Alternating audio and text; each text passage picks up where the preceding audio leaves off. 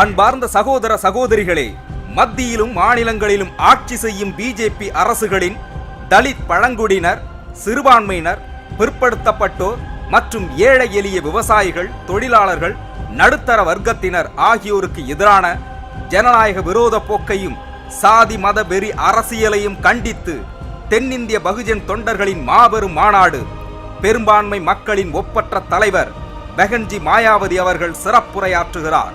இடம் central college மைதானம், காந்தி நகர், பெங்களூர். நாள் 26/11/2017 ஞாயிறு காலை 10 மணிக்கு சமத்துவ சகோதரர் அண்ணன் ஆம்ஸ்ட்ராங் அன்போடு அழைக்கிறார். அனைவரும் வருக வருக. ஜெய் பீம்.